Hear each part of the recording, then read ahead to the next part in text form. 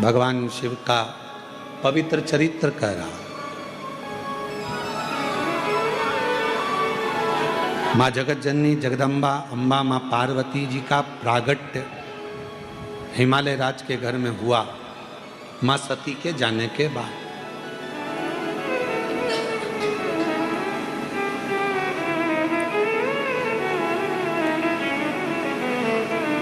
सती माँ चली गई,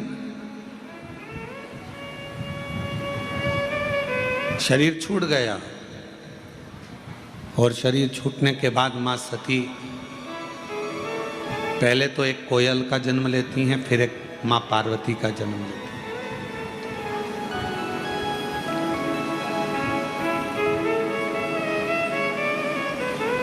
माँ जगत जननी पार्वती के रूप में प्रकट हुई।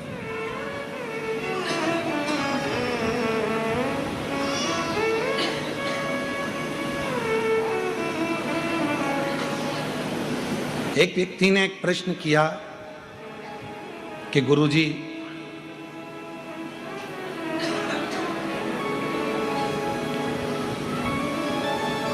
हिमालय राज्य की बेटी का नाम पार्वती,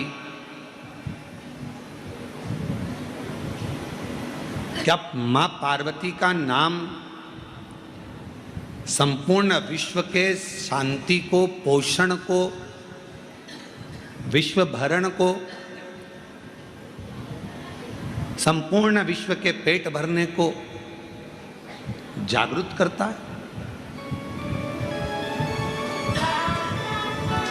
यदि हम देवी भागवत पढ़ें और देवी भागवत का स्मरण करें या शिव महापुराण की कथा का स्मरण करें तो केवल माँ पार्वती का नाम, गौरी शंकर, गौरा पार्वती, भगवान देवाधिदेव महादेव के साथ जब हम माँ पार्वती के नाम का उच्चारण करते हैं, केवल माँ पार्वती के नाम का उच्चारण,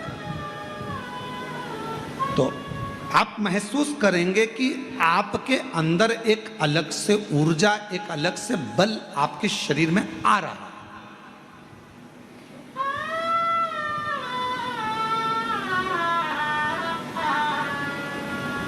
कभी कभी डॉक्टर साहब ग्लूकोज की बोतल चढ़ा देते हैं। बोलो चढ़ाते कि नहीं चढ़ाते? अरे बोलो तो जम के। डॉक्टर साहब बोतल चढ़ाते हैं तो लोग पूछते हैं क्यों साहब हम खाएं क्या? तो कहा अभी कुछ मत खाओ, बोतल चढ़ाती रखो। बोतल चढ़ रही है ना, इसमें सब है।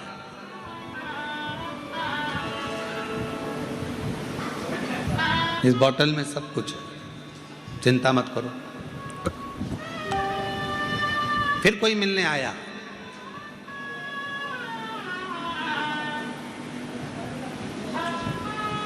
क्यों डॉक्टर साहब 6 घंटा हो गया ना पड़ा, कुछ तो खाने का देना चाहिए ना। डॉक्टर साहब बोले तू खा ले, पर इसको हम बोले ना, ये पानी जो बोतल चढ़ रही है इससे सब कुछ मिल रहा है, सब कुछ।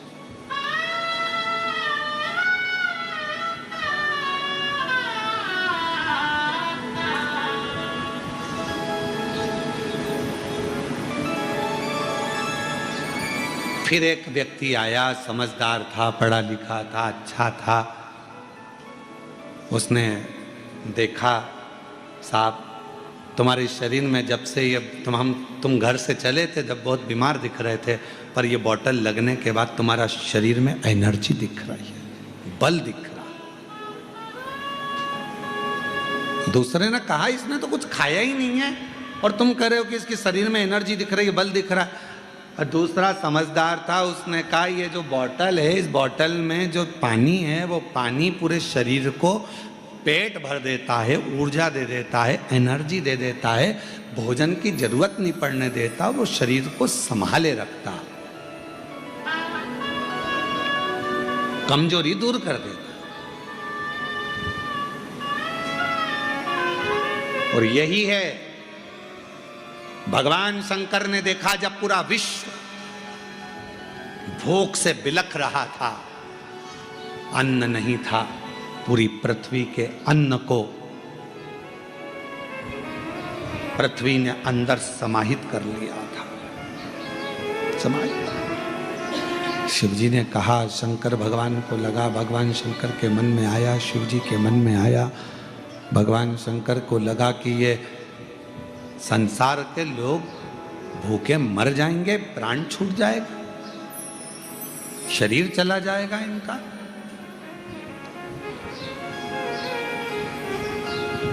कौन इनको जपेगा, क्या होगा? तब भगवान देव अधिदेव दिए, राम जी के बिना सुगंधित लिए मैंने सुन।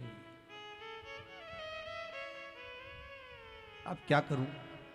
अब बोलो क्या करा? देव ऋषि नारद ने कहा, माता जानकी एक काम करिए, अब तुलसी के पत्र को कहिए कि कमल के पुष्प की जो सुगंध ली है उसको छोड़कर अगर मैंने पति की सेवा में कोई कमी रखी हो और उनसे कोई चीज बिना दिए मैंने समर्पित कर ली हो, बिना दिए मैंने अगर ग्रहण कर ली हो, तो मेरा ये तुलसी का पत्र अगर ऐसा हो तो अवश्य लगे। अगर कुछ रह गया हो, कमल के पुष्प की सुगंध के सिवाय अगर मैंने कुछ रह गया हो। सीता जी ने विनती करी,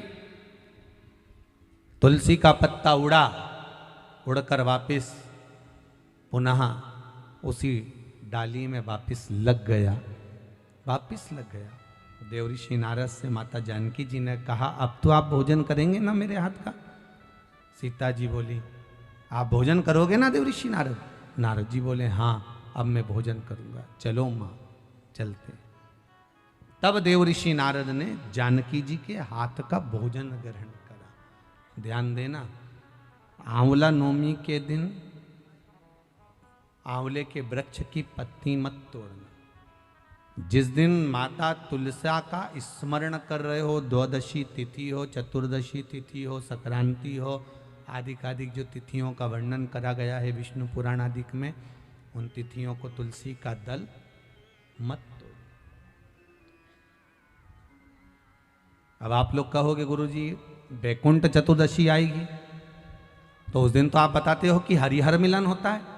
रात्रि को 12 बजे से लेकर सुबह 4 बजे तक शंकर भगवान पर तुलसी चढ़ती है, वर्ष में एक बार। और भगवान लड्डू गोपाल पर, शालिग्राम भगवान पर बेलपत्र चढ़ती है। उस बेलपत्र और तुलसी को सुबह 4 बजे से पहले पहले शहद की शीशी में रखा जाता है। और उस शहद को जो बच्चा माइंड से कमजोर होता है, बुद्धि से कमजोर होता है, जो पढ़ने में कमजोर होता है, जिसका विवेक काम नहीं करता, कोई कंपटीशन एग्जाम उसका निकल नहीं रहा होता है, तो 1 महीने उस बच्चे को वो शहद चटाया जाता है, तो बच्चा विद्वान हो जाता है। माता पिता को कहना नहीं पड़ता कि पढ़ने बैठ पढ़ने बैठ पढ़ने बैठ, बच्चा खुद पढ़ता है। माता पिता नहीं कहते फिर कि पढ़ने बैठो, वो खुद पढ़ेगा। तो वैकुंठ चतुर्दशी के दिन आप कह रहे हो कि चतुर्दशी के दिन तुलसी नहीं तोड़ना चाहिए, द्वादशी के दिन तुलसी नहीं तोड़ना चाहिए, तो फिर वैकुंठ चतुर्दशी के दिन जो चढ़ाना है, 1 दिन पहले आप उसको रख लो संजो कर। शिव महापुराण की कथा तो यहां तक कहती है कि अगर आप सोमवार का व्रत करते हो, संकट सोमवार का व्रत करते हो, 16 सोमवार का व्रत करते हो, और आप सोमवार के दिन अगर बेलपत्री के वृक्ष से बेलपत्र तोड़ रहे हो, तो उसका भी दोष है महाराज, उसका भी दोष है। 1 दिन पहले तोड़।